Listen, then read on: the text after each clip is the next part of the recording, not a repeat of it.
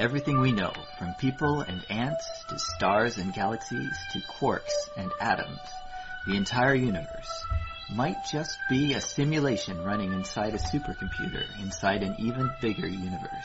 Ancient philosophers said that the universe is a dream that we're waiting to wake up from. In this dream world of the imagination, anything is possible.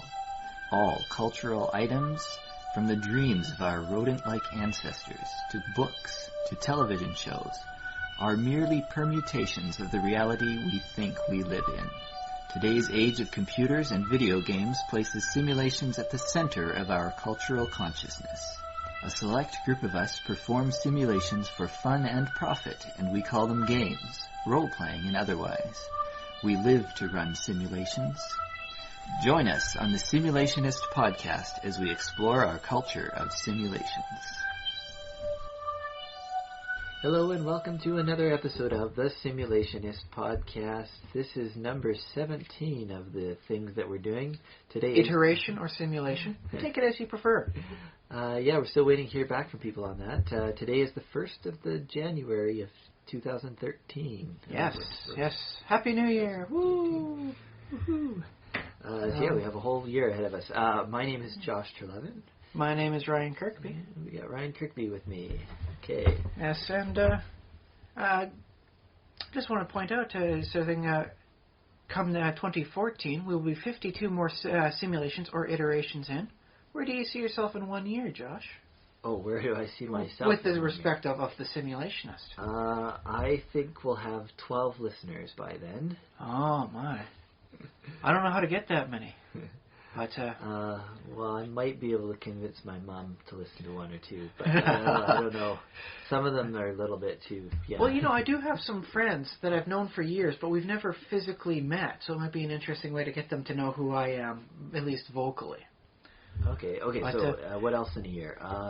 But I just want to point out this is iteration 17, and I think we've gotten a lot better at these as we've gone on. I remember listening to the first couple ones. They're not bad, but you can clearly see the lack of experience showing in that case. Yep, 17 in, definitely owning it. So imagine how good we're going to be when we get to iteration, 68? Oh, yeah. Well, we're going to be so awesome by then. Oh, yeah. We're going to have campaigns. We're going to have products put out just by sheer force of the ideas we come up with. That's true. I should write that down on my New Year's resolutions, is that I'm going to have a D&D campaign actually going. so I'll be able to know what I'm talking about on these things. Oh, you can speak more from in the field rather than the theoretical. Yeah, rather than way back in the past, which, the past is receding ever quicker. Well, there's a reason for that, It's because every time you get another year under your belt, the next year is proportionately shorter. So, when you're, 6 years old, going from Christmas to Christmas was, forever. But that's because from 6 to 7, that was, 16% of your life had to go by. Yeah. Now, when you're 20 and you go to 21, that's, 5%. So that's why it gets shorter and shorter in the future, is ever more quickly approaching, and the past just seems to accumulate behind you at just a rapid, grand pace. And this is why we shouldn't feel too bad for mayflies. Well, yeah, they do get to do everything that you want to do within the span of, what is it, at the most a week? I think, yeah, they're one of the short-lived ones. Although they do spend, apparently some of them spend up to years just sitting in the ground waiting to come out. So, I don't know. Maybe I'm okay with that then. Although I do spend a lot of time in front of the computer, it's not really any different than spending time from a hole in the ground. Well, if your hole in the ground had internet access... Okay, so we know what we have to do when the technological singularity hits. Mayflies need internet access. Mm-hmm. And all animals do, yep. I would like to see the Twitter feed on deer. I gotta admit, that would be entertaining. So in a year, you're going to be a year old. Are you going to have a year-old child? Yes, I will. I have to start planning out the steps needed to make sure my little daughter grows up to be a wonderful nerd. And so, yeah, she can listen to this and That's right, Zoe. Daddy gotcha from moment one. That's how it started. He was planning it the entire time, Because deep in his heart, your father is a dungeon master and he plots things. That's how it goes. Yes. Good. Okay. Let me see. What else in a year? Well, I'm still going to have the cat. He's still going to be around. Knock on wood. Hey, the future's the future. But your cat is healthy and at a decent age, so yes, you should have your cat. Do you think you'll be able to get him to speak upon command within a year so we can have him chime in? No. I'm never going to be able to train him. Sadly, you lack the ranks to train an animal such as a cat. Yeah, that's true. Which is something we may want to cover. I'm going to put a pin in this. Training animals for another. We can cover that one with mounts and all that for a nice topic at a later date. Okay, training. Because I found that to be a very underutilized area of D&D with amazingly fun potential. Even at first level, the stuff you can do with a trained dog or cat very much outweighs paying for a mercenary. Yeah. And let's not forget the cat versus commoner debates. You get 3 or 4 trained cats, you can command a small village through sheer terror alone, and thus begins your evil empire. Thus begins your evil empire. Not everybody can start off with a horde of undead at their disposal. You got to start small and work your way up. Oh, that's fair enough. Yeah. Okay. Which is a topic for another day too, like variant undead for the very low end of things. Variant low end undead. Okay. Well, I like variant low end anything. Yeah. I find because let's face it, a lot more campaigns are played at the low end than at the high end. So having more low-end monsters, I find, is a much better way of spending your time statting things up than the high-end stuff, because they get more play. So like a Minogoat instead of the Minotaur. Yes, that works out nicely. I note one thing that they really seem to have never developed much for D&D is slimes. They've had them here and there. They tend to be mid-level to mid-high level because of acid attacks. Yeah. But there's nothing like the Dragon Master Dungeon? I think it's the line from Square Enix, where they have the slimes as your basic first monster. Just a blue slime, then a red slime, maybe later on a king slime and all that. Yeah. But wouldn't it be nice to, instead of having to fight goblins and worry about maybe some ethical consequences of killing an intelligent creature, instead you fight an infestation of slime because there's something backed up in the town sewer? Well, it could be, as long as you don't just end up being the town janitor, basically. Hey, man, if the town janitor gets to go to work with, like, a half-dozen weapons, I say the town janitor deserves a lot more respect than the real-world equivalencies. Well, but can you kill slimes with broadswords and half-axes? No, half-axes. If you are angry enough. Well, if one half can be the axe, the other half can be the broadsword. Dual weapon stuff. For killing I got slimes. stats for that. It's homebrew, but I think it's quite nice. Super Mario is a plumber, and he gets a lot of... action. Well, I was going to say action. I don't mean action. Not euphemistically. I just mean he gets a lot of action, as in for a man that's supposed to be working on pipes and is seen as rotund, he gets a lot of physical activity and jumping around. Yeah.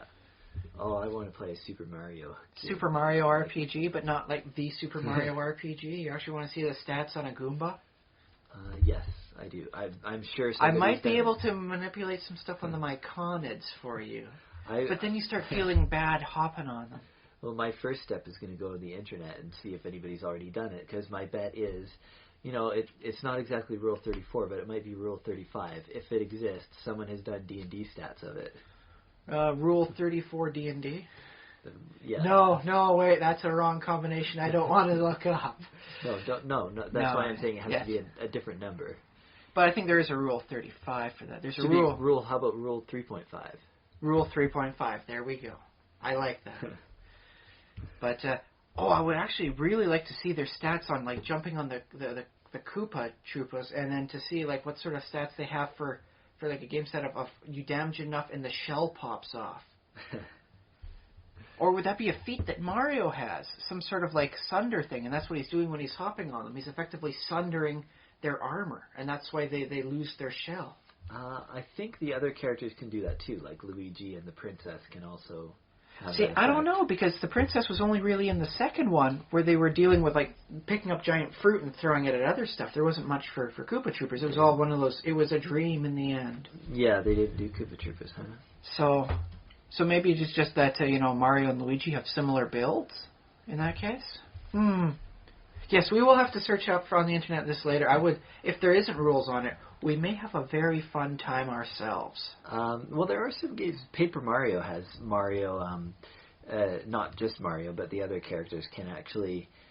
They don't all necessarily jump, but they often have slam or punch or like a physical attack where they hit a Koopa, and that's the reaction the Koopa has. Maybe in that sort of campaign setting, that's just the build you have to be, the elite fighter that you need to be. I guess so. I mean, they had a pretty diverse group of heroes in Paper Mario. But not Pen and Paper Mario. Oh, that. Yeah. There's our title for it if it does not already exist. I'm sure that we would not be able to get away with that for Nintendo, but... I'm sure if we release it as just an open parody sort of thing, we are completely within the legal rights to just let it out, and so long as we don't make money off of it. Oh. We can make fans off of it, but we can't make money. Well, that doesn't... No, that sounds fun. I'm all for that. And Nintendo is legitimately a decent corporation for that sort of thing. I think they would take it with a nice little laugh and chuckle rather than a lawsuit. They'd hire us. Ooh. Nintendo, are you listening? Something to think about, Nintendo of America. We are ready. I like to think so, at least. But yes. Enough of that introduction stuff. So the topic that I bring to the table this week is keeping score in... I guess it's talking about D&D again. How do you know if you've done what you came to do? And this is sort of both from the players and from the characters.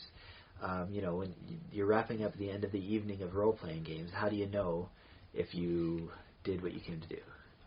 As I remember one Dark Tower comic on that sort of thing, is the DM is explaining how the things go at the end of the campaign, how they've transformed the world, into a model like a medieval utopia. They haven't gotten everything they wanted to get done, but that's largely because of time constraints within the campaign. They've revitalized the entire economy. They've found ways to make things work out. There's no longer the barbarian and threat invasions going here and there. But they forgot to rescue the princess from the dragon, which was what the campaign was about to begin with. So that's something to leave out for its own. But I think that one of the core ends of D&D is you don't need to keep score. So long as you don't die, technically you win. And sometimes even when you die, you can still win, depending on how your death goes about. Yeah, it's just one of those sorts of things. That said, I do like at least one person in the party keeping notes of this sort of stuff. It's like, oh, okay, yes, the bard heard about this sort of thing happening here. I'll make a quick note of it. And, oh, that's right, we're doing this as our basic goal. Because let's face it, sometimes the adventures are a little big, and when they span over several gaming sessions, you can kind of forget what you're doing. I remember with the Sunken Citadel, I was trying to run it with a group of players. Not everybody was able to attend. Some weeks we weren't able to do it. So 2 months down the road, because it was not the 5-room dungeon, you start wondering, what are we doing in here again? What was our purpose? So, was that corpse back there? Were we supposed to take note of that? Or was that someone, or was that just like a scenery thing? Yeah. So I think at least one person taking notes is good. Perhaps recaps is a nice way of starting it up. When you get everybody to the table, the DM does a quick recap of what's been going on. It seems to work well in the movies, and television series at least. I think most DMs, at least sometimes do recaps. I guess if the players are newer than the DM, which is often the case, then it makes sense for the DM to kind of lead them along and say, here's what you were doing, and et cetera, et cetera. I imagine, though, with an experienced group, you might want to just leave it in the players' hands and just say, here you go, here's where you are now, here's what you see now, but it's up to you to remember kind of what's going on. Well, it could be like one of those official duties. You have one person determining party formation, you have another person mapping out, and then you could have a third person being the chronicler.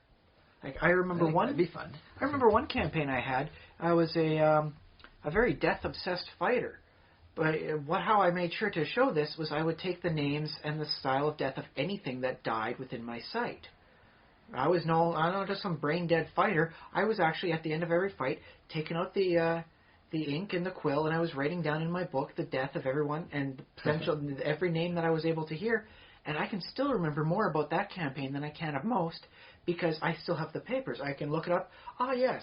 It began with the death of a goblin named Inky, and proceeded on from there. I found that a little time-consuming. That's okay. Let the other players decide what they're doing. My guy just follows along with that as I take down the notes of how they died, who did the killing shot. And it was very nice to go through that. And I found I was more invested in the campaign that way. So any which way you take notes, if you have a bard in the party and they make notes so that they can create.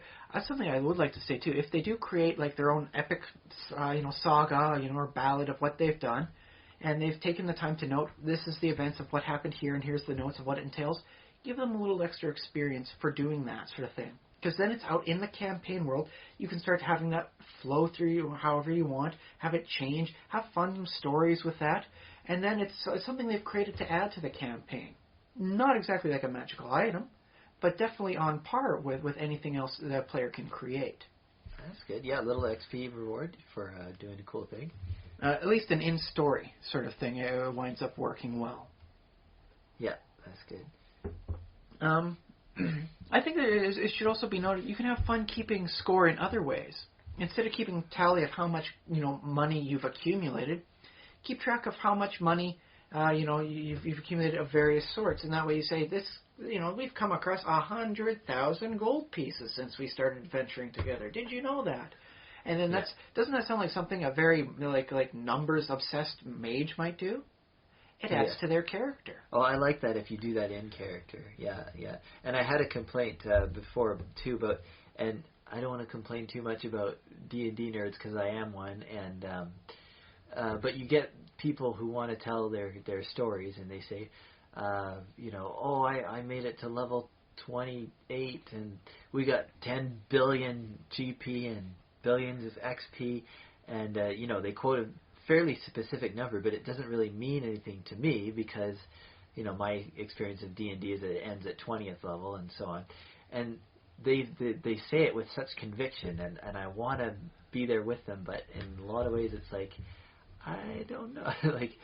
Well, I think it's good for them to want to do that because the urge to keep score is ingrained in all of us. I mean, let's go back to the Mario games.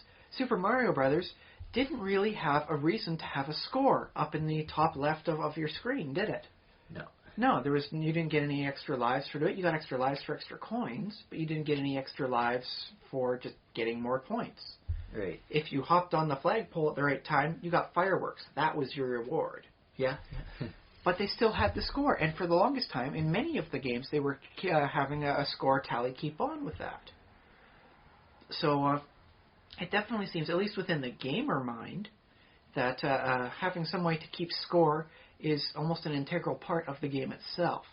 Yeah. Now, D&D, of course, doesn't have anything besides, I guess, maybe levels to show how you kept score, which may explain the contention between 2nd and 3rd edition. It's a lot easier to get a 3rd edition character up to 20th than in 2nd edition. When, yes, you needed millions of experience points. You had to commit genocide on huge scales just to hit mid-level. And I think they shortened it in 4th edition. It's about 20% less encounters to get to per level. So that may wind up explaining some of the issues of why the people aren't happy with the new editions. It's like, I completely threw off the scoring method that I at least subconsciously use. Yeah, and I don't know what they're planning with 5th edition, but if it's like the whole flexible idea, the modular idea, there's probably going to be several different... Actually, didn't they do that for Pathfinder with the different experience tracks? I'm pretty sure they did. I don't think it should be that difficult for a DM just at the start of the campaign to say, okay, I want this to progress fairly slowly. So what I'm going to do is have like a 50% experience rather than the 100%. I hope you're okay with this because it will mean you guys wind up with more gold at that level than normal. So it winds up being it winds up being a commensurate sort of thing. You don't wind up effectively losing in that case. It's like, dude, I'm rich. So yeah. But there's how about achievements? Those are very popular in games now. There doesn't seem to be something similar for that in D&D. It's one of the things you can make up for your own, I think. If you wind up taking the Greater Cleave feat and actually wind up killing 8 creatures in a single round because of that sort of stuff, I think that's worthy of notoriety. You can make a point of that. not exactly an achievement. Nothing pops up. There's no, hey, I get 10 non-usable points for something. But I do believe that should qualify too. I think it would be pretty awesome. I don't know if this would even work, but imagine if the DM is this is super DM who's always prepared for everything, but he has a series of cards made up, maybe a little bit in advance, basically watching where his characters are progressing, and then he has a card made up for when the fighter gets his 8-man kill in a round, and then he hands his card out. He's like, there you go. The player doesn't know this exists. Yes. Unless they listen to this podcast. So that could work out very interestingly, because then if you really want, you could, as the DM, try and help out the players to achieve this greatness with the right sort of three-dimensional locality, like in the astral plane. A player with the great cleave feat could get, 9 at the bottom, 9 at the top for 18, plus another 8 for 26 kills in a single round. Which could be, how often can you say, I killed 26 characters in 6 seconds? Yeah, well, if you're a wizard, fireball. Yes, but if you're playing the fighter, let's just face it, yes, that's right, I spotted and cleaved, I didn't even need the whirlwind feat. I just went bug nut and just killed everyone. Although, if they're tiny or smaller, can you can fit more in a space? Yes, you can. But see, then you start getting diminishing of effectiveness, because it's technically I killed 10,000 creatures, but it was just one swarm, really. Yeah. Although killing multiple swarms in a single round is nothing to be, scoffed at. And those things can be nicely difficult, even at the low to moderate range. Yeah. Although, well, I don't know if including achievements in the D&D game is the best thing, because the point of being the reason they have achievements in video games is because you don't have that social interaction, and you're not always able to instantly share a story like that. Oh my god, I just killed all those guys. It's just interesting bragging rights to bring up in trade chat, so to speak. In the D&D, it prompts a little bit of that. It's here's this. Did someone say Thunder Fury? And then everyone starts linking it up in trade chat. Hopefully, if you have it on your own, you actually link it, and so that way a person clicking on it can see that, yes, you actually got the thing. Yep. So then it makes up for the ability to tell the stories later on, like how your paladin finally got the Holy Avenger longsword. Yeah, all right, woo. Yeah, but that's something, because D&D is so good about being social and being in that group in the moment. You should ideally have. That should be a reward enough of having everyone around the table being like, "Oh man, you got that," and right? I can't believe you got the 5 natural 20s in a row. You were on fire, man. Yeah, basically that. So you already have that. So I don't know if you necessarily need more of that, but it's not it wouldn't be too bad to. It wouldn't hurt. So that's one of the reasons it's never become a thing for the tabletop.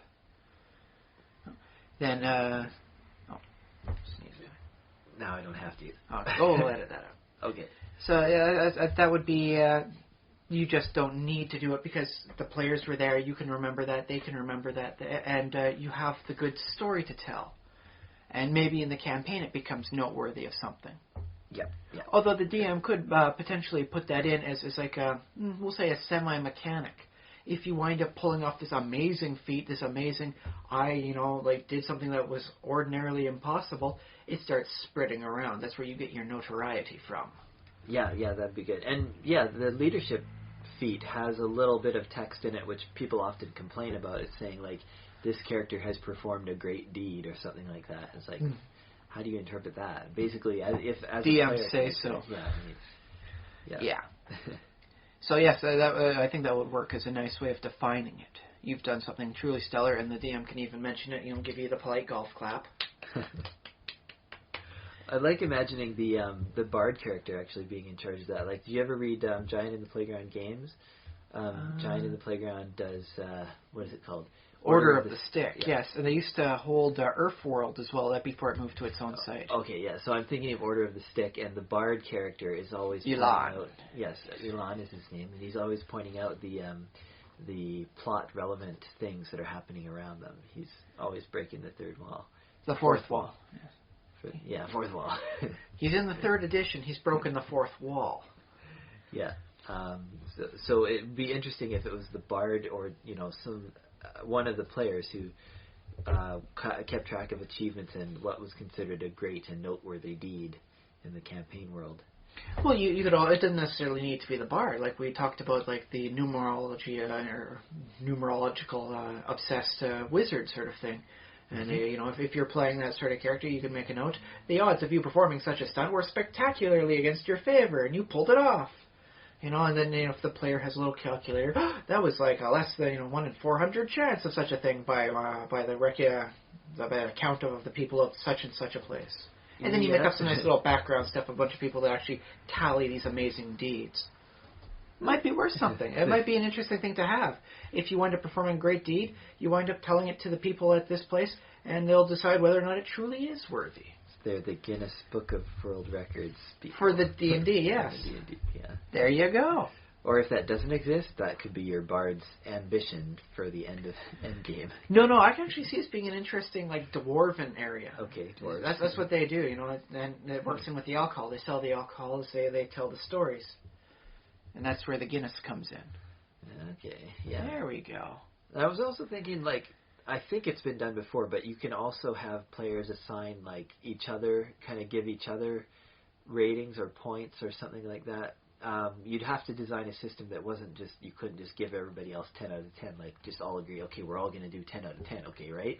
I have played some games where they say at the end of the thing, everybody puts in a vote for who did the greatest thing or who's the most noteworthy player of that, campaign, or at least that adventure. Yeah. I think Shadowrun is the most noteworthy of that actually hands out karma points. If you can make everybody stop what they're doing in the game and laugh, based on something you say or your actions, then congratulations. At the end of your adventure, you get a point of karma for that.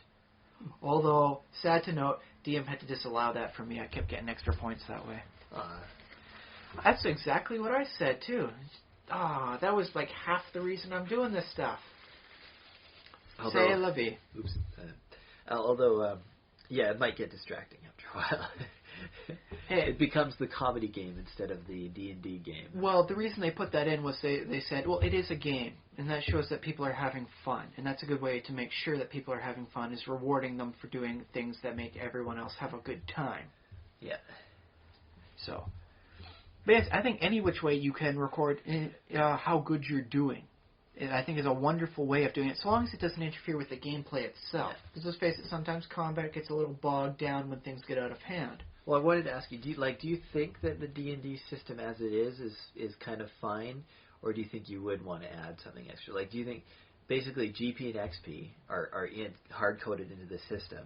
Do you think that's enough? Well, I think gold pieces were hard-coded even further in previous editions. Some classes, second edition, some classes got bonus experience for how much gold they got. I think in first edition, it may have been that you got experience based on how much gold you got. Just every class gets that. Yeah. Not too certain on that. My memories of that are a little rusty. I may have to spend some time going back and reading the memories. But, see, I think it's good. It's hard-coded, and that's a fine way of showing how good you've progressed, especially in the earlier editions. You managed to get, the 8 million experience points. You have earned 8 million experience points, likely more based on the level-draining undead. Which were even worse back then because the leveling was so much slower. It was a real nasty thing to have happen to you. But I like making sure that you take a tally of whatever your character finds important. If you want to play I am a fighter and I want to see how much damage I can do, then keep a tally of how much damage you managed to dish out in a single round. Okay, yeah, that's a thing that you could do. I mean, I had that as an idea, and I started to develop a character is it possible for a fighter to deal 1,000 points damage in one round? I've seen message board threads that say it is. I've managed to work out 1 or 2 combinations for it. I would have some interesting fun trying to get it to work in practice, but I don't know if that's a campaign that you might be wanting to run. Well, I might not include that. I don't It, know. it includes some very interesting twists of the rules, like a half ogre plus a multi-arm template from the Scarred Lands campaign setting, and then reach weapons along with all like the cleave tree things, so that combined with everything, you can actually damage pretty much anybody within a 30-foot radius of your character. You are a walking fireball of damage. Combined with the mobility stuff, as with movement, you could conceivably do 1,000 points damage as you just plow a line straight through an enemy, which is admittedly a very good sight, to see in a campaign, and something that demoralizes the enemy. Holy crap! He just cleaved a 30 by 60 foot, like trough into our ranks, and he's going to keep doing that every 6 seconds unless we figure out a way to stop him. Yeah, well, I'm picturing Sauron in the Lord of the Rings movies. Oh yeah, and it's just a single swing and then people go flying. Yeah, the whole army. Or not an army, but several. The armies of dwarves, men, and elves. Yeah. As they both. Well, let's face it. Have you seen that weapon he was wielding? That thing is massive. Yeah. That would hurt anybody. It was the size of a dwarf's torso. Of course, if he's swinging it around, people go flying. Yeah. Because I think ultimately, though, for the purposes of keeping score, make sure it's something for you. That's the wonderful thing about D&D is it's vastly personable. It's vastly personizable. You can make it about whatever criteria you decide on. If you want to be a bard and you want to change moods, see how often you can get a person from neutral to friendly. Keep track of that as a score, and you can make yourself the most charismatic bard there is, and say, yes, I've actually managed to convert 173 people so far from indifferent about me to loving me. And I'm only 4th level. When you say convert, I imagine a priest character converting people to their religion. That'd be fun, eh? That's a wonderful way of doing it. Is a traveling, preaching missionary cleric. How many converts have you decided to get in your travels? See, and that's the wonderful thing about it. You can do that in D&D. Yeah. The best you can get for something like WoW is, I completed that quest. I got all 15 of them converted, and then I got the reward, which I immediately turned into fine powder for my enchanting skill. Yes. Which is not to say is necessarily bad, but I think it takes on so much a much grander and personable thing, and it works very well with the character as opposed to just, this is my block of stats, and this is one sheet is all there is to my guy, or my gal, or my whatever it is thing. Yeah, well, I mean, in some ways, adding a score would be just another stat, unless, But if it's different for each character, or some have it and some don't, then it's a little more flavorful, a little more interesting. Yeah. It does tend to add depth, and it makes the player more involved in the campaign, and that is a nice hook for the DM to work with.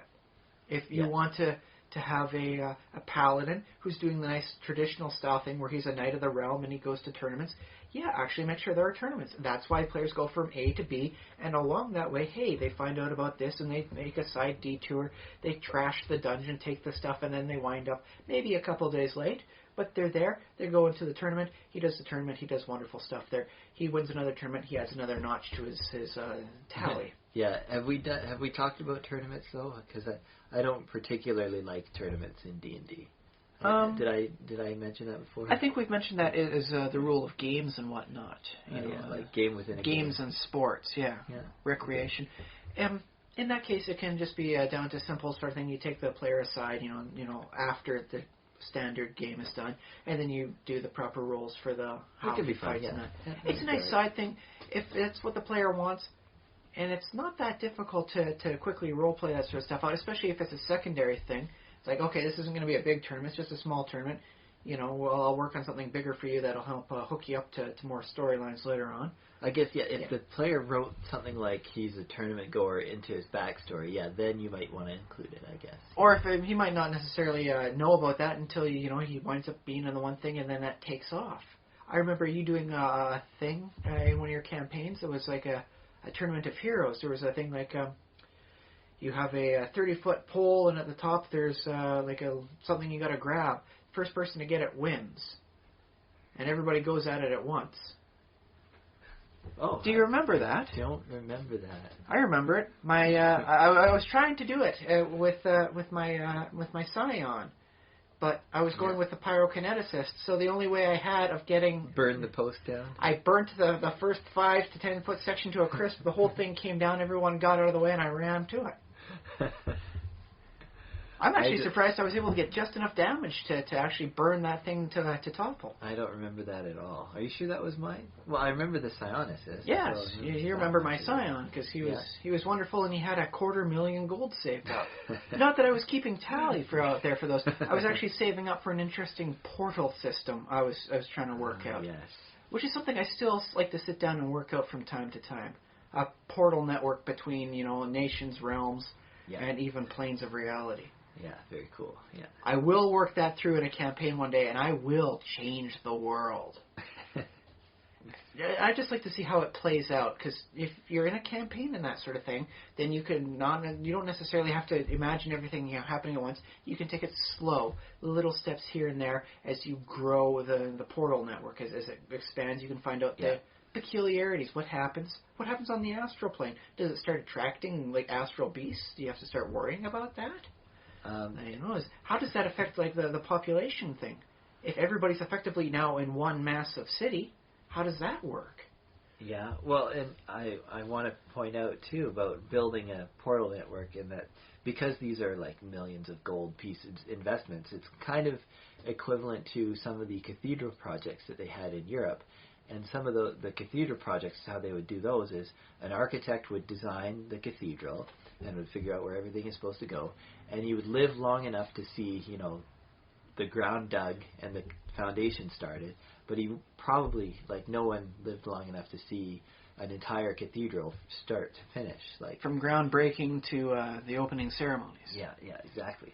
So these were multi-generational undertakings, which surprisingly, we don't seem to do nowadays. It's not cost effective, and I lament that. We don't even do the simpler things like the Statue of Liberty sort of thing. Yeah. I mean, let's face it, the Statue of Liberty was not something that wound up being oh yes, this will generate great revenue. It's France decided, hey, America's doing pretty darn nice right now. Let's give them a huge statue. No one does that anymore, and that is sad.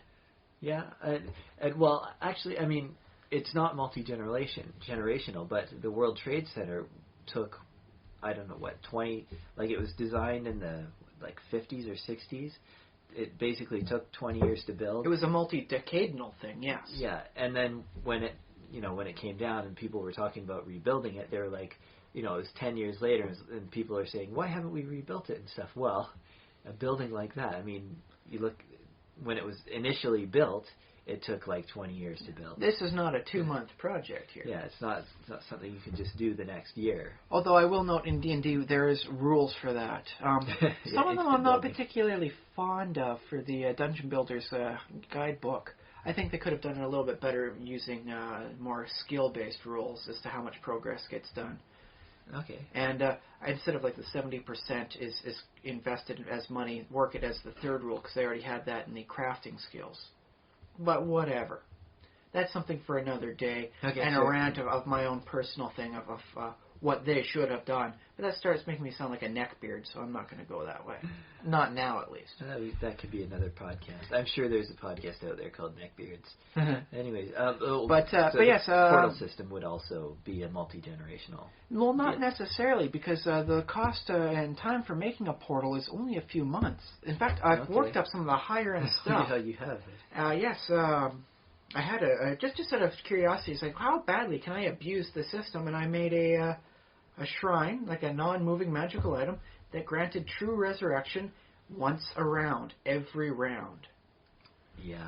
And see, now that sounds vastly abusive. I think it's a start for a wonderful thing. But here's the kicker: to get that made, it takes over 7 years of enchanting.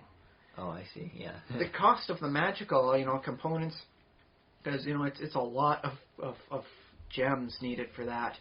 And then you got to times it by 100 because it's use at will. It winds up being a 7-year project where you just have to say, okay, I'm going to start a new player. Well, my old player is going to spend the longer half of a decade here. I like that, because you basically have to be one of these visionary, modern guys who like build like great projects to even or a madman of it. Yeah. And arguably, if you're going into dungeons, killing things and taking their stuff and being called a hero for it, maybe you are a madman. Yeah, probably. Maybe that's how it goes. But yes. The portal system actually could have worked itself out to a fairly decent size within the span of a couple of years. And if I could have found, taken the right feat to get someone else to help out, could have had them working on it full time to even shorten the span. Yeah, well, I'd still like to. I think Portal, a world with lots of portals, is basically the foundation for the next campaign I want to run. So, but I mean, just think about like the ramifications. If you have like a nation that has, we'll say 5 decent-sized cities, typically that's where they're going to have the garrisons, right? Protect the rich parts of the land. But if they're all connected through portals, you only need to keep that huge garrison in one place, and you can mobilize them to any one of those locations at any time. You completely rewrite the map for how you can allocate your mercenary resources, your physical warriors, and the entire travel stuff. Mountain passes are no longer important because, dude, just take the portal. Take the portal. So you can't afford like the 1 gold fee. You have to go up the mountain pass instead. What's wrong with you, buddy? Well, I guess you can compare it to modern day. Well, we don't have mass rapid transit here, but there are places in the world where it's effectively taking a toll bridge as opposed to going around. Yeah. But travel becomes very cheap and very quick. So I think we got off topic with Discord. Do you want to talk about your tender idea? Yes, when you were mentioning your campaign stuff and how it would be, as we have discussed, every player decides what they're thinking of bringing to the table, and then we all put that together and we forge like a one unified whole from that. Yep. And I was thinking, well, if it's anything, I haven't played a Kender in a very long time. Now, Kender aren't exactly the easiest things to play. Some people don't like the personality. Some people just dislike the concept of kleptomaniacs as a campaign thing, for this is who I am, this is my character. But I was thinking about it, and I was thinking, I could try this class, I could try that class. And then it occurred to me, I went with the race first and then the class, as opposed to trying to find a race-class combo that works well together. Yeah. Like, I want to be a half-orc barbarian because the strength bonus, it will help me out in the fights. Or I want to be like a high elven wizard because the intelligence bonus works out with my spell casting abilities. Instead, I said, I want to play this kind of a character. What sort of class would that be? What sort of fun could I have with classes? And so it occurred to me that there are some races that aren't necessarily overpowered or even, equally powered, depending on who you talk to, that people like to play because of the character, the archetype they personify. I know gnomes tend to be that way, especially the way they were done in 3rd edition for D&D. 2nd edition, they were kind of like dwarf light sort of thing. Yeah. 3rd edition, they really took the time, especially in the races of, I think it was races of stone, it was to really show what the village is like, how the dynamics work, how their personalities come out. It was so much better. So much more like, I want to play a gnome now. Yeah, and then in 4th edition, they changed the gnomes to be more elfy. Yeah. More Feywildy. Well, I guess that makes sense, because they were working with the Feywild, a neighboring terrain, so you want to make things a little bit more towards that. Although there are some, forest-type gnomes in 2nd and 3rd edition. They're considered alternative gnomes, and maybe, I guess you could say in 4th edition, those were the ones that came to the forefront, and the other gnomes... Tinker gnomes or standard, other rock gnomes. Rock gnomes took, the backstage as they let their kin take the center. You can see it as a nice role that way. I think maybe it's more of a happier way of looking at things. Maybe. Yeah. Although, it's funny because every edition has to reinvent every single race and class and maybe not reinvent, but refine. They've taken people like them this way because let's face it, hobbits used to be short, fat little things. And then when they came up with the halflings, which were effectively hobbits, they were short, fat little things. And then, throughout the editions, they got slimmer, more agile, had a little bit different personality for them. And now, heck, in 3rd edition, did you ever see a fat halfling? Everybody was skinny, and they were fit, man. I remember seeing some. I remember it was. I think it was even Larry Elmore that was doing the artwork for him. That was not a fat, or rotund or anything for a halfling. I think I included it. I've either played or included an NPC, at least one or two, of fat halflings. Didn't we have somebody who, was it Travis, our friend, who played a halfling that was a cook? Yes, I believe so. Yes. See, but that's a nice thing for character, but that wasn't what they were. What the race was like at the time. So they decided, okay, the players seem to like this, and they like this aspect of it, so we'll take it in this way. It's like pruning a tree. You see which is the best way. You snip off the stuff that doesn't seem to be working, it's kind of dying out, and you let it grow from there. Yeah, okay. But yes, I've noticed, at least within D&D, in this case, there seems to be races that exist for the personality rather than the stats. Yeah. Everyone liked the Warforged. Well, almost everyone, at least, were intrigued by the Warforged when they came out for the Eberron campaign setting. Okay. There was a lot of contention. Oh, they should have had this bonus and this penalty. But people liked playing the Warforged because it was something different. Something is like, this has got an interesting personality for it. I can really have some fun playing this. I believe to a lesser degree, the shifters and the changelings were somewhat similar, although there was a lot of mechanics around those for what things you could do. So they didn't necessarily automatically associate with a class, for one thing. But, so it's because in the original, when D&D first came out, or when they first made it, dwarf and elf were classes. So they were a class-race combo. All dwarves were technically fighters. All elves were technically magicians. Okay, yeah. All halflings, I believe, were technically thieves. Yeah. So if you said you wanted to play an elf, you were basically saying you wanted to play this kind of elf, very specific archetype. Yes, you weren't wanting to play an elven ranger. You were being an elf, which means you were effectively a magi. But it seems that what happened with D&D is that a lot of people decided they liked playing elves and dwarves, and because there's all that experience and that history, in actual gaming practice, is that those races became a little more fleshed out and became a little more stretchable to where they can apply to almost any class. And maybe ultimately they might have lost a little flavor because they've been kind of weakened by being stretched.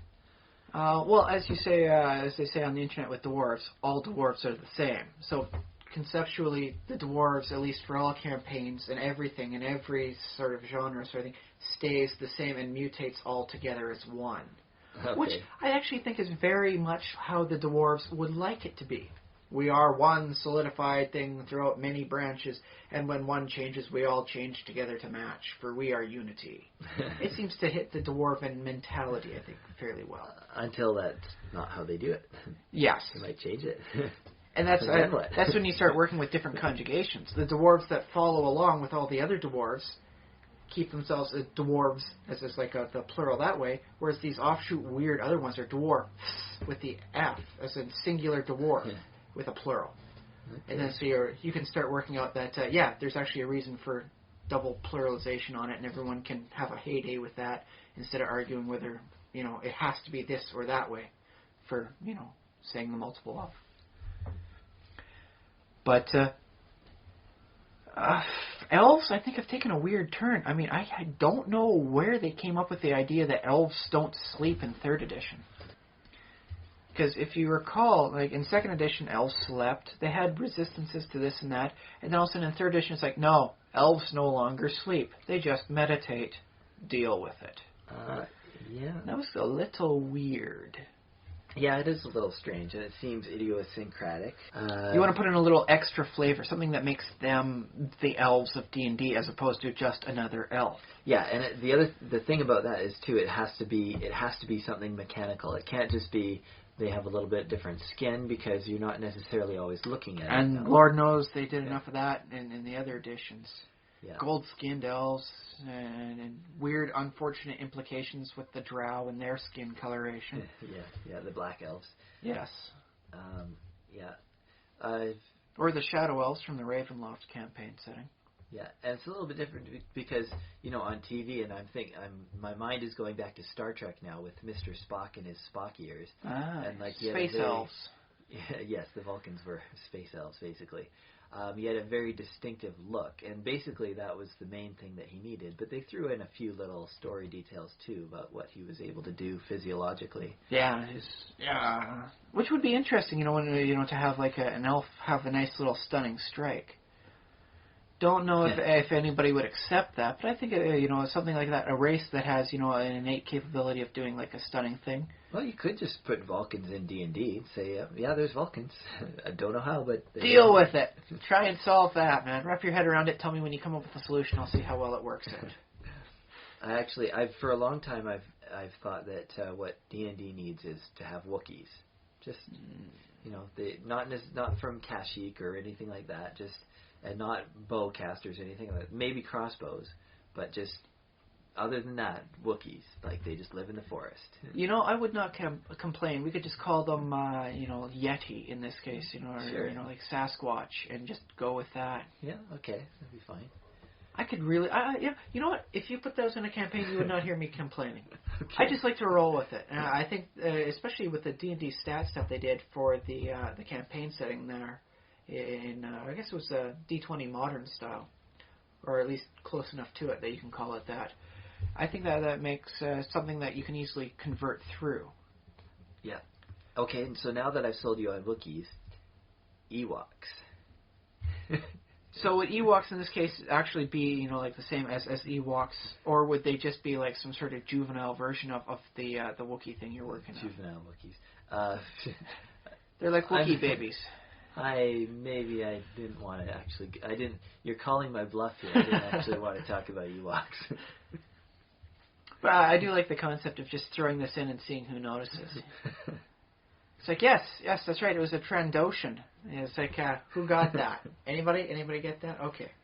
Just see it. Just noticing. Just pass it through. Although I would actually have a lot of fun trying to work up with something that works equivalent to a Jedi in D&D. Yeah, well, because it's kind of paladin-y, I think. It's a little paladin-y. I think it would work nice because I've always noticed for how the classes go, you have spellcaster, you have martial, which is always the fighter, and then you have like a hybrid of the two, but not for the arcane stuff. For the cleric, you have your cleric, your fighter, and that meets together at the paladin. Right. For your druidic stuff, you have your druid, you have your fighter, and they meet together at the ranger. Yeah. You have your wizard, you have your fighter, and they don't meet together at anything. But Jedi would be an equivalent nice little thing to put in there. Jedi might be arcane-ish, yeah. They definitely seem to work well on the focus aspect of it that all the wizards always are all so keen on. I have to really concentrate on what I'm doing here. And then so you can work them on... Heck, you wouldn't even need to necessarily have them work with the Force. You could have them work with one of any like element or descriptor. Well, I don't know. Like, is that still a Jedi? I mean, to me, like, the kind of Jedi ideal is a lot more closer to divine magic, just because of the Force and all that. And yet they did seem to be otherwise very, maybe that's like the monk then. Monk would be closer. Yeah, that's good. Well, that's something we'd have to sit down and eventually work the mechanics out of how it works. Because I think you could at least take the heart of the Jedi and work that as a nice thing. The heart of the Jedi. Yes. Although not literally as the Sith would have you take the heart of the Jedi. That's maybe something for another day. Bring me the heart of the Jedi. I could totally see him saying that. Yeah, man. That wasn't specifically it's supposed to be any villain from the Star Wars universe. It was just my random Sith Lord. But I turned it into Vader. And so you did Vader. There you go.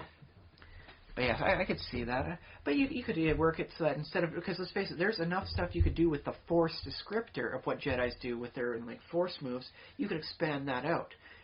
When they take first level, they have a focus. It could be Force, it could be like electricity, and that way you can have, I do my Force lightning. Yeah. And that's why not everybody does the Force lightning. It's, we'll still call him Jedi. This D&D Jedi decided to work with, he's an electrical Jedi. And then you could have stuff like Fire Jedi and all that, and it works in... He's the guy who mends the hydro poles, duh. Very well. But, I think there's something you could have some fun, like, expanding on it and playing with it as a theme. Yep. So, it's just something to consider, I think. And I think it's been done a little bit, but it could be done. It could be done more. Well, I know they worked Highlander into 2nd edition.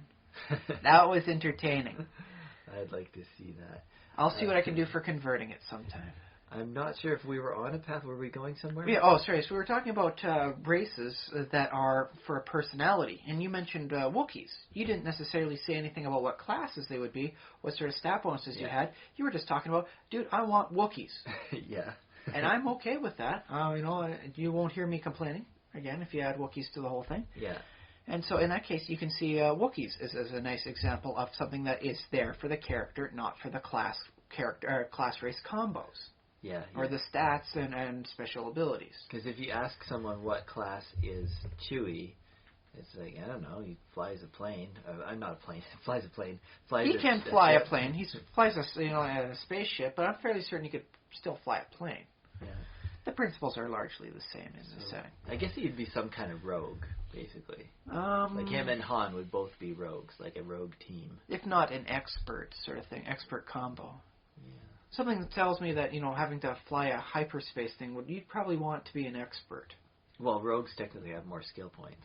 Yes, but they don't necessarily have it in the technical fields. Don't they? They don't get the craft and profession and all that? Not to the same degree I'm thinking of. It's not like they have, like ride, and then they can take this, into this. That's right, I know how to ride dolphins. Which Chewie riding on a dolphin? There we go. How did we get there? Through the miracle of imagination. No, I should just have something kind of awesome, actually. Let's make it some sort of mechanical, like dolphin droid sort of thing, so that he doesn't actually have to be in the water. Because I imagine you put Chewie in the water, and my goodness, he would smell bad. Yeah, he'd smell bad after. Yeah. So yeah, he'd be super skinny too. Yeah, it turns out he's skinny enough you can use your hands to put it around his waist. He's actually that skinny. It's just a lot of like fluff. Well, they did have the feathered hair sort of thing there. Maybe that's what he spends most of the time doing every morning. Is he's just hair drying every damn morning until he gets the proper volume. I like to imagine that Han would brush him. I don't know. It seems to me that with the amount of time they spend alone in space, they would want to curtail that sort of closeness to make sure nothing happens. They're good buddies. They're good buddies, but you don't. I'm sure they're the kind of good buddies that want to make certain they don't cross boundaries. Actually, knowing the Star Wars universe, there probably is a gadget that electrifies your hair or something like that, and just you don't have to brush your hair. You just stick your head in the. And you could probably get a cheap droid to do the same thing for you. Or a droid to do it, yeah. It wouldn't even need to be a good droid too. You get a third hand sort of thing, really old, barely working model. All you need is the hands to work, and then you just walk, kind of go in a circle as the he works on your hair. Yeah. So there you go. But so yeah, there and Ewoks. Conceptually, we saw the Ewoks. What class would any of them be? Barbarians, obviously. Maybe some Rangers. I know in the cartoon they had at least one spellcaster. Wasn't Wicket a Ranger? How does that? He was probably a Ranger, or what would be the D&D equivalency to a Ranger. Yeah. But yes, I think those are nice other additions. It's I want to play this because it's a character, not because I can really combine it with this thing to create a really nice overpowered combination. Ha ha ha. Yeah. And actually, as a matter of fact, with Wookiees, because they already have the natural barbarian rage, which doesn't stack if they take barbarian. Why would you want to take the natural barbarian thing with it? It's just a weird thing. You could have a spellcaster that's all of a sudden goes berserk on you and just starts raging.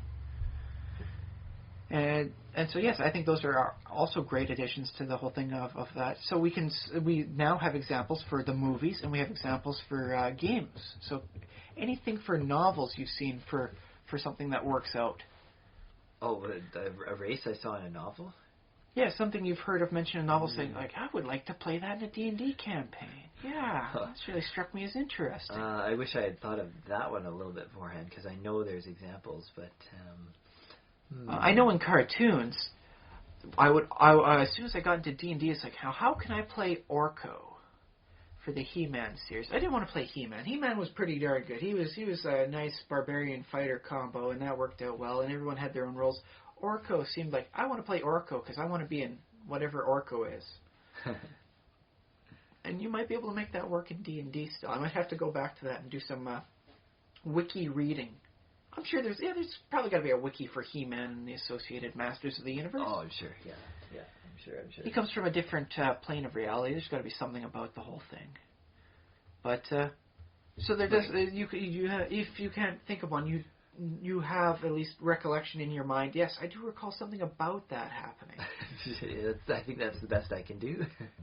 So then, should this be should people who are making new races try and apply this as a core principle when they're creating the race? Is this something that I'm going to make a race and I'm going to make sure that people are going to want to play it for the race and not because, oh yeah, it would work really well with this class. Yeah, definitely. Especially if you're writing a story about it or something like that. If you're just throwing it like doing a splat book of new races, I think players can come up with some good stories, like after the fact. Like they might choose the race for the mechanics and then afterwards come up with a good story. I think that's a legit way to play. Oh yeah. But if you really cared about your craft, yeah, sure, you would want to create something within a race that was very desirable in itself. At the same time, you often want to reinforce, like if you say like this race has a lot of warriors in it, you might want to give them that strength bonus. Oh yeah, I'm not saying that that don't give them anything that's great or anything like that, but it does seem that people like. I just when you were talking about your campaign, it's like I wouldn't mind playing a Kender. It's like, oh wait, what are the stats for Kender in 3rd edition? No, I don't care. Oh, well, let's see. How would it work with this class combo? Why would I have fun with this? Wouldn't it be nice if I had a character who could do something like that? And it just became, it's like, it didn't even matter if Kender were overpowered or underpowered. It's something that's like, I just want to play this. Well, I think you might be unusual in your liking for Kender, although I know you're not alone, but I think that's a good point that could be made about any race, that if it's interesting. I must admit, it's one of the few reasons I will tolerate Drow as a player character race in any campaign, is people tend to want to play a Drow not because they make great, rangers, or I want to be like that elf, or it's like, hey, they make great, spellcasters as well because of the high intelligence bonus when you pick, this gender. By the way, I also do like the differences between the genders for their stats. I find stuff like that to be very, very juicy, I think is the best term for it. Oh, okay. Well, I'm not the biggest fan of that, but if it works for you, then it's good. Well, I think it's something that really differentiates them. It's just something that you can say that, and then you could really work it off. It's like something, the term is properly done is sexual dimorphism. Oh, sure, yeah. So you could have like one race where like the males are natural barbarians and the females are naturally, pick a class. Ranger. Yeah, the females are naturally rangers. They're a wild race. Maybe that's what the Wookiee sort of thing becomes in your D&D. The males are naturally barbarians. The females are naturally rangers. And they have stats that help slide that to that, or bonuses that help apply for that sort of thing. Yeah. So I find that to be very juicy, as my use of terminology dictates. Okay. It's something it's like if you can perceive the various races as like food, I would see something like, ooh, this is something like, ooh, it's juicy like a good cooked steak. As opposed to, we'll say, something like a half-orc, which naturally lends itself to only barbarian, and almost nothing for spellcasters as being like a hamburger. It's basic, it's good, everyone wants to go for it eventually, and we'll play it time and again, but it's nothing as particularly spectacular about it. Okay. In which case, I suppose Yes, I'm going to go out on a limb here and then say, working on this whole line of logic, the dwarven fighter winds up being pizza. There's a lot of variations you can do for it. In the end, it's a fairly basic, combination that everyone goes for every once in a while. I don't know if we have to go through all of that. No, it's just something that popped into my head. Sorry. But, okay. one of the reasons I will tolerate Drow is because when people want to play a Drow, they tend to want to play a Drow, and then they later think of, okay, I guess I'll be a Drow bard. Let's have fun with that. Which I did a lot in the campaign. My goodness, did some of the other players get upset. Drow aren't supposed to like music like that. But they weren't arguing about it from a mechanics standpoint. They were arguing about it from a personality standpoint, which I figure then is considerable as a success. I guess so, yeah. I guess that's the problem with Drow or Wookiees, for that matter, is that people have a certain expectation. If you say the word, there's a Drow, and people automatically say, oh, well, I know exactly what that is. It's a Wookiee Magi, of course. And people expect something different than what comes out, and they're like, well, if you're going to change it that much, why did you call him a Drow? Or why did you call it a Wookiee? If you can, okay, well, maybe I won't call it a Wookiee. Well, okay, yeah, we'll work on like Sasquatch. We'll find we'll find a First Nations group that has a name for it, and we'll probably use that as a basis. Okay. Yeah. Or we'll just call them wild men or something, you know. Oh, wild men. Instead of natural, brown hair, we'll just call them green. We'll call them the green men of the woods. This sounds something like it might be an Arthurian thing, right? It's not bad. Yeah. Well, I like that. Yeah, it's yeah. Okay. Yes, it's just the little things can cause some nice, changes as you work your way through. And that way no one can accuse you of ripping off Wookiees. They're just one of your sources of inspiration for your final project. Yeah. On the other hand, it's like if it walks like a Wookiee, it talks like a Wookiee, and rips people's arms off like a Wookiee. I cannot debate that. That is something I will fully concede, yes. So jury's basically out on that. We'll see what happens. But now you do have me thinking of something else besides playing maybe a Kender. And say, well, if I could be a Wookiee, I could have fun with that. Yeah. Would you let me play a Hutt? A Hutt? Can I be a giant slug person? Maybe no. They start off with like a decent amount of stat stuff. I think their movement speed is 10 feet or something. Yeah, we may have to work on a modified Tensor's floating disc just to get me to move at decent pace. Although interesting use of the whole thing, and if I want to be someone who's aristocratic, I think that might be a nice way to go about it. I don't even walk. I just magically levitate myself where I want to go. Well, I know it's not the same thing as a Hutt, but I have seen a slime person, like a person that's basically made of slime, and they have an insane bonus to escape artists because they can basically unform their body. I imagine they would have a strength penalty, though. Yeah, well... And actually, if you want to work it along the lines of known... what's the proper word for it? I think it's juvenile mentalities, psychology and all that. They would have a wisdom penalty. As it turns out, people that we'll say kids in this case because they're still developing, but kids that have problems with nerves wind up having a harder time learning, especially the basics, because, you and I know, hand on something hot, it burns, stop it. They don't learn that quite the same way, so they start missing the basics at the same pace we do. Yeah. The average, and so that winds up causing problems later on down the line. Nothing you can't fix with a decent teacher and a mind to keep an eye out for that sort of thing. So the slime people might have low wisdom. Well, somebody's done stats for them. I don't know if they include. I may have to hunt that down. That sounds like it'd be something just to keep in the back. No, that's something I might want to play right away. But it might be something interesting to bring up at a later date, or if I'm running a campaign to throw in. Get one for a cohort and keep them in your backpack. I've actually had an idea about a small character class for that sort of thing. It's just keep them in you have like a bag of holding and you keep it open, and so that way they can just pop out and breathe. just do stuff. Just fun things, ideas that pop into the head and say, can I make this play out? Can this actually work? So, just a thought. But yes, so it does exist, and so it should be something everyone works in, is trying to make it so that when a person wants to play that race, it's because they want to play that race, not because they want the stat bonuses with this class. Yep. Okay.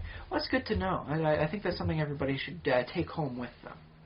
Although I guess if we can draw this out a little bit longer, basically what happens with the stat bonuses is... I'll take the elves, for example, is that they created all these sub-races of elves. They're high elves, gold elves, silver elves, dark elves, etc. And wood elves, sylvan elves, which are different from wood elves. Yes. And then if you want to work it into some campaign settings, like with the Dragonlance one, you have the Kaganesti, Sylvanesti, and Qualinesti. Yeah. Which are very close, but not actually the same as the other aforementioned elves. So basically, the shortcut to making the differentiating between all these elves, which works in the beginning, but it gets a little bit old if you do it over and over again, is if you give them different stat bonuses. Like some of them have a penalty to wisdom, bonus to intelligence, so on and so forth. Some are dexterous, like the wood elves. Yeah, there are dexterous ones. There are strong elves. There are tall elves. There are short elves. I never really got the strong elves, but I'll buy it for that. Yeah. I think the wood elves might have had the strength bonus too. But so the point being, if you create a new race that's entirely, like if you're saying like, here's elf and here's our entirely new race, like they can have sub versions of them, then you can start getting into that stat thing again. Yeah.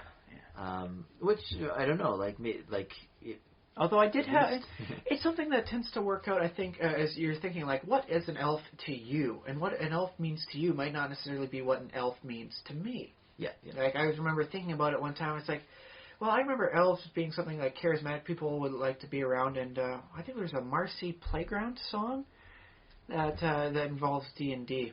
And they mention, this...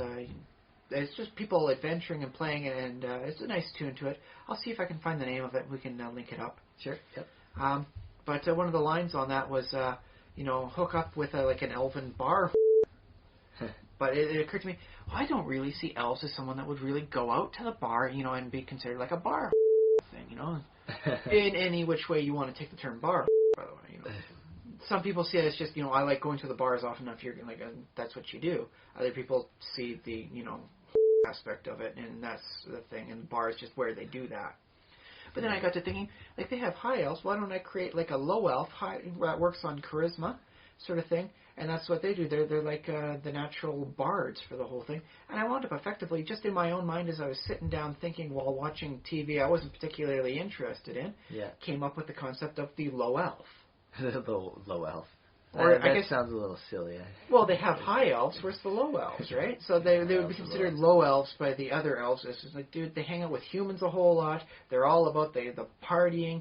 They're not really into the deep end of the arts like we are. They just like the party aspects of the whole thing. They are not true elf. They are very low. But I wonder if that's like an entirely different race, or if it's part of that whole unfortunate stereotype. Because in D&D, you're kind of allowed to think racially and racist, like sadly, because they're not humans, because we don't have to worry about offending human races. The implications thereof. Yes. But what happens with elves is that the one, say it's a race of elves, and you say, oh well, an elf would never do that, so you create like another.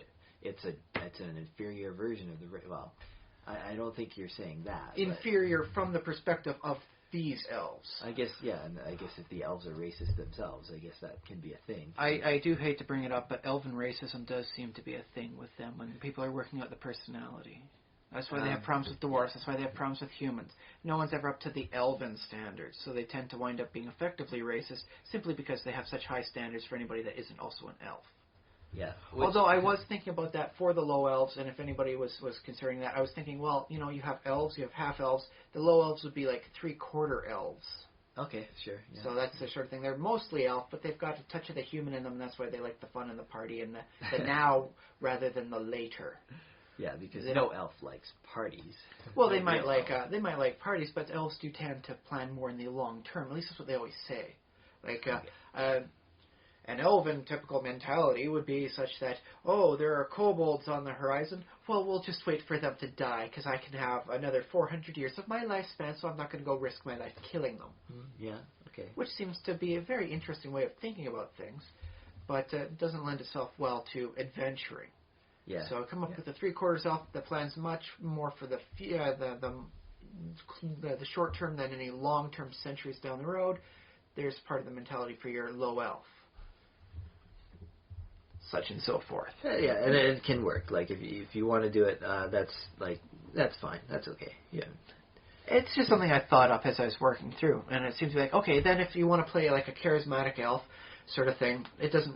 Maybe you want to be a bard, maybe you don't want to be. Maybe you just want to be an elf that has fun and isn't considered like snooty by the others. Maybe you just want a partying elf, and that's why I come up with the low elf. Yeah. And so that might be something similar of why people decide to come up with the high elves, the golden elves, and the wood elves. It's like, No, elves are supposed to be a fey creature. I want my elves to be heavily associated with the woods. And that's why they came up with the wood elves. Yeah. But it was 2nd edition at the time, and they didn't necessarily have the fun things you could do with new races as what you've seen in 3rd edition. So they had to really work and play with the stats to make them different. Oh, yeah. Whereas now you could easily state that the wooden elves, have a bonus to this skill, and they work well with this. So animals are naturally treated as being one, rank higher than indifferent to them. As opposed to indifferent, they're slightly more friendly towards them. Okay. Yep. Sure. This goes away, of course, if the elf attacks them. Yes. Yeah. So that's one of the fun things about Dwarf Fortress. If you wind up playing an elf there, at peace with nature, you can walk up and just slowly punch an elephant to death, and it will never hurt you back because you're one with nature. It's fun in some ways. It's interesting and entertaining, sometimes aggravating. It almost seems like you're cheating in the game. But, yes, other people say, no, elves are associated with magic, and so I'll give them the intelligence bonus. That means they're good for magicians, and I'll work with this, and they'll be very much seen as being high mages and sort of thing. And, it works very well in the Warhammer setting. Human spellcasters can only have one area of magic. That's it. There's the colors of magic there. There's like all sorts of colors. And humans can only be one. But elves have the entire rainbow at their disposal. They're that much better at it. Yes. Which I found to be a much better way of showing that elf is good with magic. They have more variety, more ability for them. So if you're doing a particular campaign, you could say that humans have to be a specialist, and only elves or half elves can be generalist wizards, because only elves know enough about magic to truly master to some degree all the schools. Or you could even work it the other way. Humans can only be generalists, elves can only be the specialists. Only they have the knowledge to specialize truly that good with one school. I don't know if I'd want to basically restrict that necessarily. Maybe. I think for the purposes of a campaign setting, it's all right. Okay. Provided the players are all right with it, they don't have any issues to say that you're going, I want to work a flavor for this campaign, and this is how the flavor is going to work out. Is that all right with you guys? And they go, okay, I think we can make that work. Yeah, let's all go with that, and there you go. Progress. They're kind of democratic, but that's okay too. Yeah. I think the best campaigns effectively come out of a little bit of democracy, making sure everyone's on the same level, everyone's okay with all the things that are going on. If nothing else, give the warning, and then the players go, well, okay, I was thinking of doing this, but you gave me warning, so I'll switch it up and I'll play this one instead, and I'll do this for how I'm playing out my character. Yeah. Well, I don't know if let me see. I don't think we could get everyone to agree that the best DM is a democratic DM, because I can imagine a lot of people thinking that the proper DM style is to basically run things the way you're going to run them, and players, that way you have a solidity of vision. But no, player input is good too. So. Well, I think it works. It's an interesting thing. On one hand, the DM is like a judge. They bring down the rules. They state this is how it goes. Yeah. On the other hand, it's not like a judge in the real world, because the players can just say, no, I'm leaving, and then what power do you have when no one agrees to you? Yeah, you could be a DM without any players, although, yeah. And then, sadly, as the saying goes, then you're just playing with yourself. Oh, yeah. It's not a good turn of phrase, but it's there. Are you ready to move on to the next topic? If you want to. Or you have something else to say? Well, I was just thinking, as I look behind you, I notice you have Lord of the Rings. And that got me to thinking... Oh, Lord of the Rings? Yes, that's a wonderful example of a person that wants to play a concept, like for the race, as opposed to, a particular stat bonus and class combination. I don't know where you're going with it yet. Hobbits? The hobbits themselves. They couldn't actually use hobbits. They had to create halflings for them. As is the name, yes. But why did they bother to put them in? Because people wanted to play something like a hobbit. They read the books and they said, I want to play a character like this. Yeah. And the hobbits are kind of everymen? Well, they're technically half men sort of thing, but yes. Yeah. But yes, there's a wonderful example of something that's worked itself in, and now, thanks to the magic of time and experience, is no longer the same sort of thing. Although I do like playing the halflings when done right. I think they're just as good as any other combo. Yep. So, just something to put out there.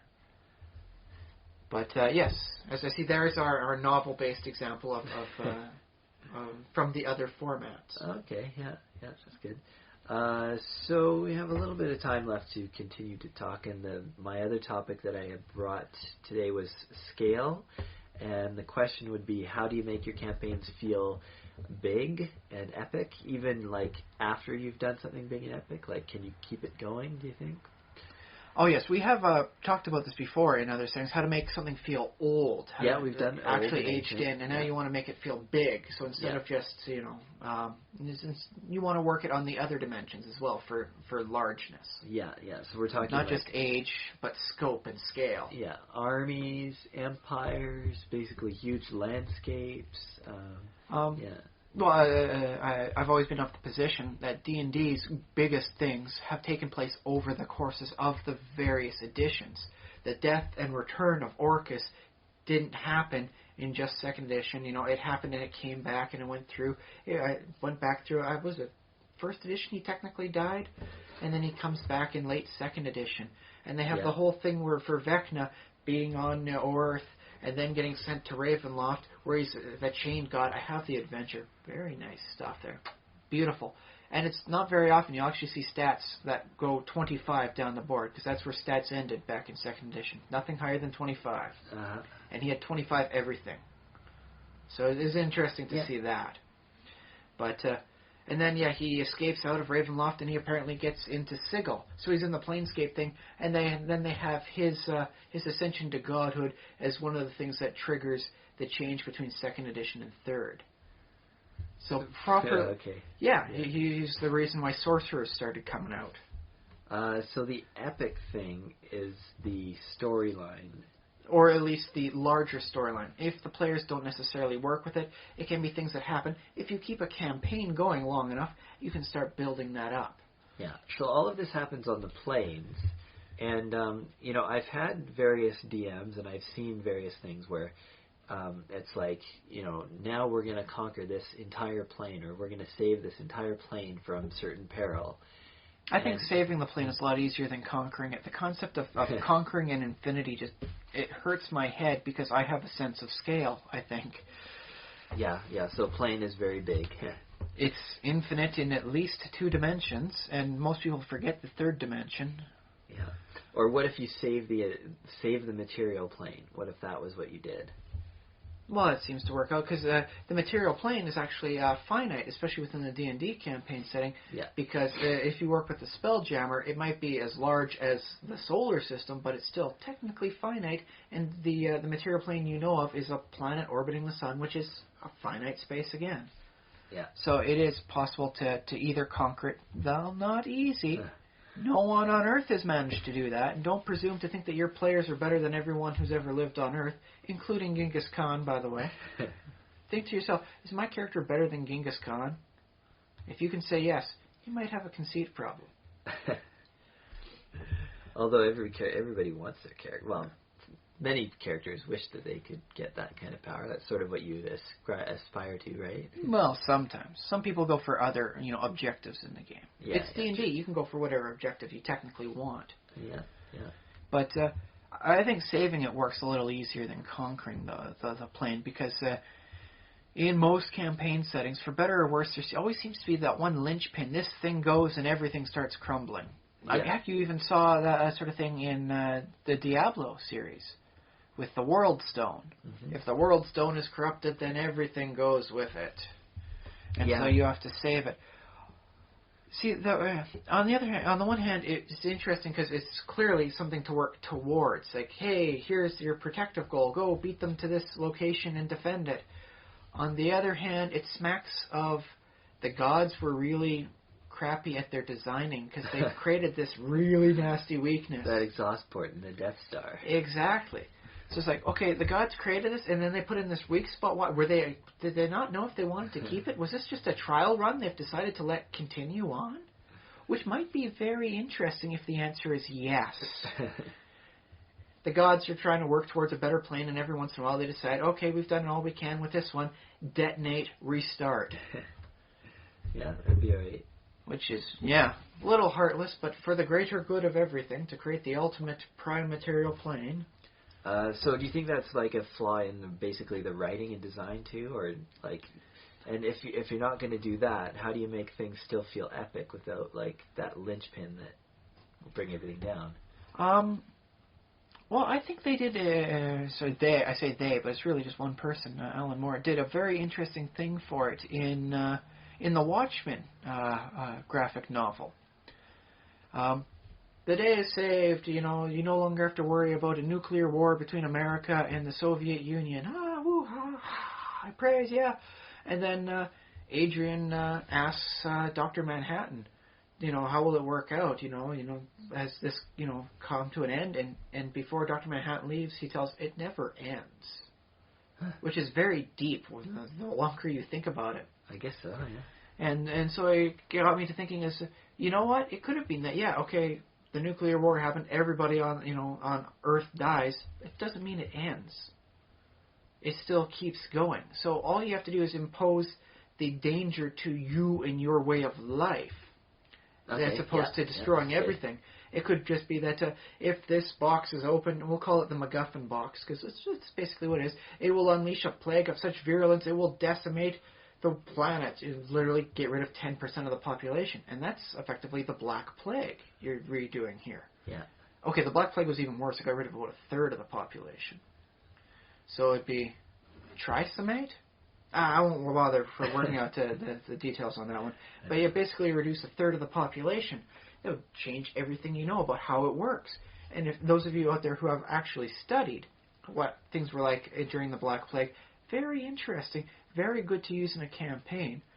All of a sudden there was plenty for everyone to go around. You wanted something, go into that empty house and take the stuff, because everyone in that house has died. Huh. It's like the zombie apocalypse when you can go into a mall and just... Basically, yes. Anything. But then you hit the other end. Like all these farmers died, so if you want the food, just go out to the farms, round it up. Hey, there's a cow. Go kill and butcher the cow. It's just running wild. But then you don't have enough farmers to keep up this production, and all of a sudden you run into, who was making the food? Oh, that's right. Not enough people were making food. Geez, I guess we all got to starve a bit now. Which doesn't help anything. So, just because not everybody dies doesn't mean you can't drastically change things and cause a lot of hardship.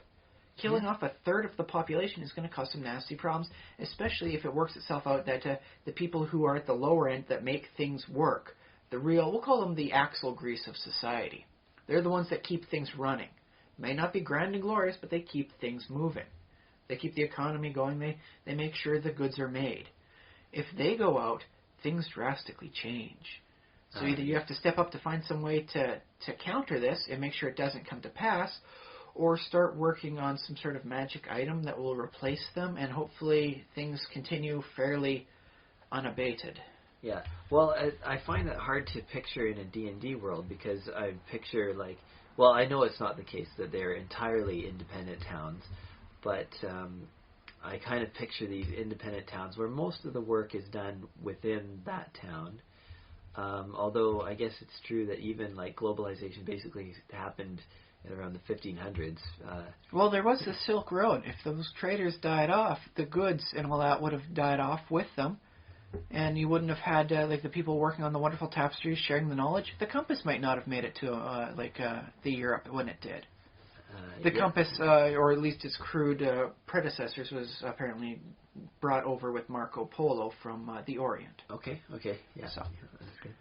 And I don't know, is a D&D world, I guess it's whatever you want it to be, but is that world going to be interconnected enough for people to feel if the neighboring town, if there's a plague and all the towns are suffering, is each town going to kind of suffer by itself and just... Or is it going to be the entire nation, and every time you go to a different town, it's same problems? And I don't know. Well, so that's the thing. You could work it out as this sort of thing takes lives, people start reacting differently. Some towns effectively seclude themselves off. You come onto this territory land, and you're not one of us. We'll start firing bows and arrows at you. That works as a D&D type thing. It's a very interesting thing to happen. You're just wandering down the road, all of a sudden, arrow in the chest. What happened? And, or other ones might decide to try working with a network. Like, oh, hey, they have a high enough level priest who can cure diseases. He can stop these deaths from happening only so many times a day. So he tries to make a circuit. And all of a sudden, it forms up like a mini theocracy because everyone starts following the word of this one priest because he can save your life multiple times if it should, the need arise. That's cool. I like how you say, oh, yeah, arrow in the chest. You have a problem. Yeah. Because in D&D... The hit point system does work that way. Yeah. It's like, oh, okay, so I remove the arrow, lay on hands, I'm back to good. Problem solved. Oh, well, I guess that's what we do in D&D. The abstract makes for some interesting quirks. But, yes, you could say that because, if this, we'll say the MacGuffin box of diseases is opened, that it will fracture society in many ways. So it doesn't necessarily need to kill everybody to change things and make it just annoying enough to make you want to stop it. Yeah. Although, well, if we're trying to make this into a scenario and we want the players to stop that box from being open, they wouldn't necessarily know what the consequences are going to be. Same as like in the modern era when we develop a flu vaccine, we don't know what would have happened if we didn't distribute it. But D&D has the wonderful thing called diviners. Yeah. So you can always have that could be the hook. Is the players are just lounging around at the bar because that's where players tend to be between campaigns. When the diviner comes, seeks them out, and I have had a potent vision of the future. Should this evil force open the MacGuffin box of diseases, it will fracture society and kill thousands as it ravages our lands. Okay, yeah.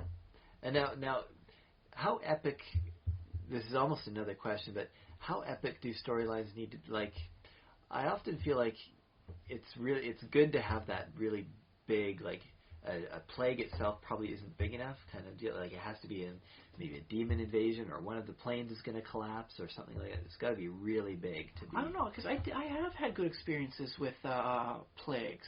There was one, the Plague of Red Ribbons. Was that your campaign or someone else's? I think, was that Tallus? It may have been. What it was is that it would cause the flesh to come off the body in strips, so it would cause red ribbons. Well, I remember that from somewhere. Was it Temple of Elemental Evil, maybe? It may have been from there. But what happened was that there was another party that was adventuring around that was winding up. They were typhoid Marys, to use a phrase, and were spreading it around. Oh, yeah. So what happened was that there was this bad plague going throughout the land. Would the players solve it? Would they just try and, cure it as they went by? How do they interact with it? And so just a plague that everyone's talking about does take on an epic feel to it. It's more than just like getting the cold because, dude, your flesh is coming off in strips. We could work this back with the earlier idea. Instead of coming up in strips, I have had an idea for a disease. The lungs get coated with a horrible, nasty mucus. For every 2 points constitution you lose from this horrible disease, you cough up a ball of slime that moves on its own and is then treated as an independent monster. And, getting attacked by it gives the chance of you being infected with the disease that will cause more slime to come out of your lungs as you hack it up. And so something like that. So as long as you decide to personalize it, make it something different, something a little scary. Yeah. Isn't the slime hacking cold a lot worse than the common cold? Isn't that something that makes the players want to say, okay, we got to nip this in the bud before everyone's coughing up mucus balls that attack us? Yeah, well, I think there might be a difference though between being scary and in that way, meaningful in the scary and creepy way, and epic and big way. Well, if you can get it before it gets out and spreads out, because something like that could easily make its way throughout a kingdom, across the kingdoms, sort of thing. It could be potentially something very nasty. Okay, well, I don't know. I think there's more to talk about, but I don't think we have more time. So. Well, we will have to revisit this. I think increasing the scope, and size of your campaigns is always something we should come back to time and again. Okay, cool. But yes, just remember, when you're increasingly epic nature, you don't have to kill everybody. You just have to have the threat of a lot of damage and a lot of hardship. Okay, yeah, sure. Very good. Yes. We're going to wrap it up now then? I think that's all good for this one. So we have an email address at thesimulationist@gmail.com. Did I say that right? Yes, it should be. And it's all one word. There's no underscores in there. Right. And you will find us, we should be on iTunes by now. Hopefully by the time you're listening to this, we will have caught up with uploading, and you'll be listening on the same day or the day after that we record. But you're also probably, a lot of you will be listening in the future to back episodes, so hello future people. Oh, I stole that from another podcast. No, it's always nice to say hello to the future. If you can't always meet it when it comes, then meet it when it comes back to you. There's your deep thought for the day. There we go. And I have been Josh Treleaven. I've still been Ryan Kirkby. Okay, thank you.